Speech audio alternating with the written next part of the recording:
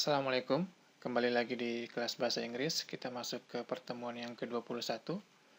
Dan pada pertemuan ini masih kita bahas tentang modal. Kita akan lihat bentuk lalu dari modal. Ya, ini kata-kata yang termasuk dalam modal. Ya, seperti yang kita tahu, pola kalimat dengan modal adalah ya modal diikuti dengan kata kerja bentuk pertama.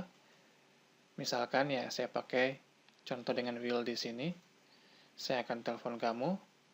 Ya, I will call you. Ya, adapun pola dengan be, jika setelah modal bukan kata kerja, ya, contohnya, dia akan marah, ya, angry bukan kata kerja, sehingga kita sisipkan, ya, be terlebih dahulu. Namun, pola kalimat ini bukan pola kalimat modal satu-satunya. Masih ingat dengan 4 kalimat utama?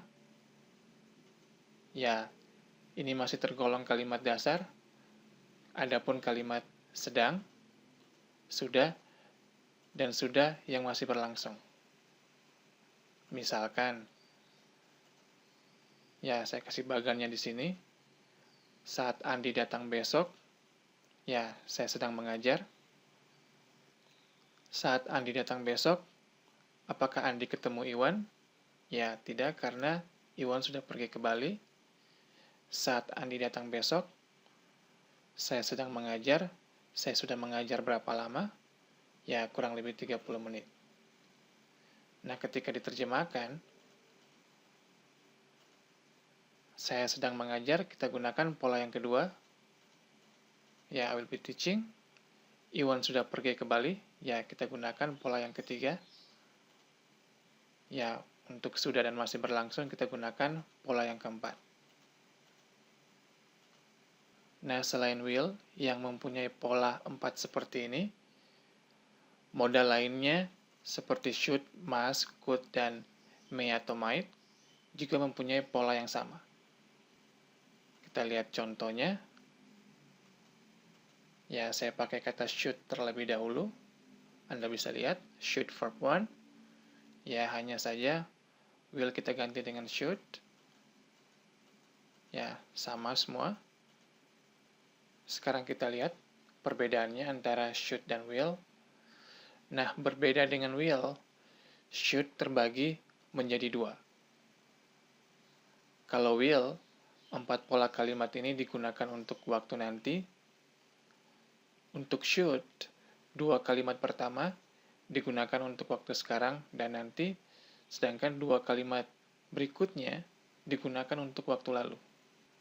Itu perbedaan yang pertama. Yang kedua, will mempunyai 4 pola, yakni dasar, sedang, sudah, dan sudah yang masih berlangsung. Sedangkan should hanya mempunyai 2 pola, yakni dasar dan sedang. Sehingga kalimat sudah akan berganti menjadi kalimat dasar untuk bentuk lalu. Dan sudah yang masih berlangsung menjadi kalimat sedang untuk bentuk lalu. Ya, Anda bisa lihat cuma 2 pola, dasar dan sedang untuk waktu sekarang, dan dasar dan sedang untuk waktu lalu. Kita lihat contohnya. Kamu seharusnya beritahu dia sekarang. Kita terjemahkan, you should, ya. Langsung kata kerja bentuk pertama, tell. Kita gunakan pola yang ini. Contoh lagi, ya saya seharusnya di sana malam ini. So I should, ya karena kata there bukan kata kerja, so kita pakai kata bantu dulu, ya yakni be. Kita gunakan masih pola kalimat dasar tanpa kata kerja. Sekarang kalau kalimatnya dia seharusnya sedang belajar sekarang, ya ini kalimat sedang, so kita gunakan pola yang kedua.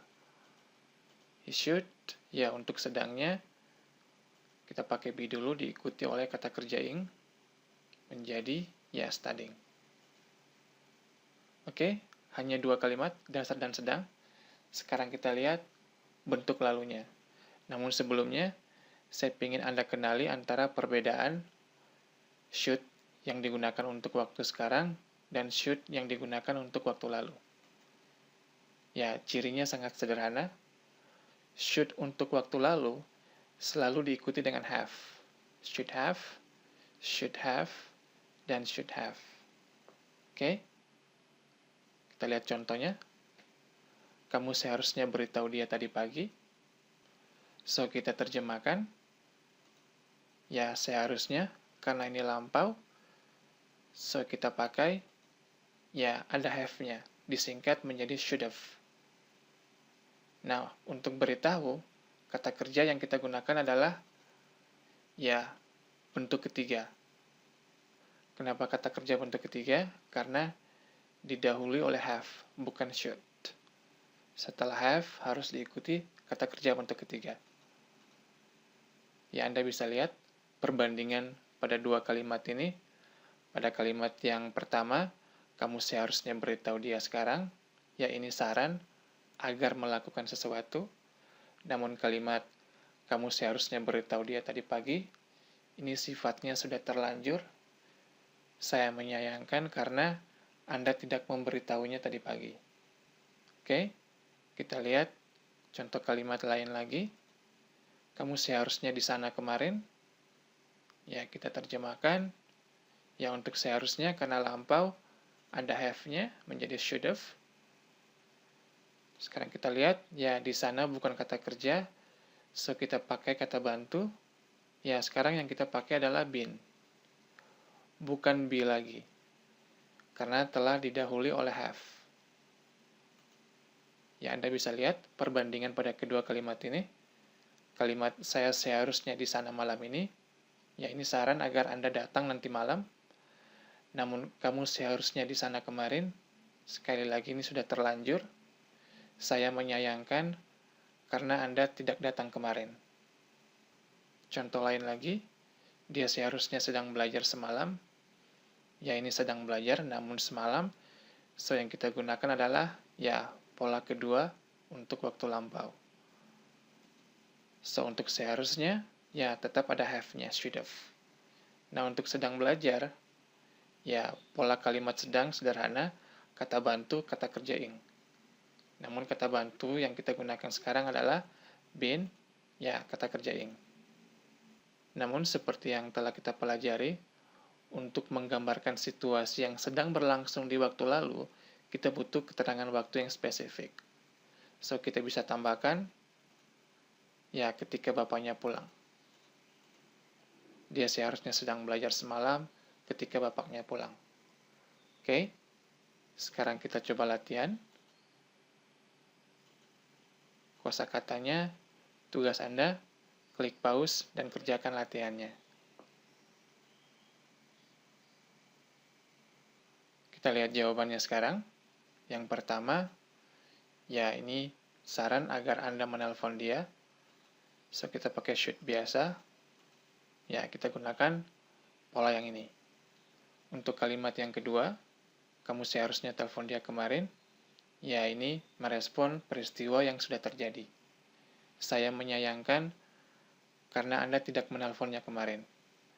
So, kita gunakan bentuk lampaunya yakni ya. So, untuk seharusnya, ya ada have-nya, should have. Diikuti kata kerja bentuk ketiga, called, ya. Kita lihat kalimat yang ketiga, mereka seharusnya bangun lebih awal tadi pagi, ya sama, ini peristiwanya sudah terjadi, saya menyayangkan karena mereka bangun telat tadi pagi, so saya pakai should have, ya bentuk ketiga, woken up, earlier, ya this morning. Untuk kalimat yang keempat, dia seharusnya tidak terlambat tadi pagi. Ya ini peristiwanya sudah terjadi juga. So yang kita pakai adalah, ya kita pakai should. Karena ini negatif, kita pakai not. Namun tetap kita gunakan have. Karena lampau.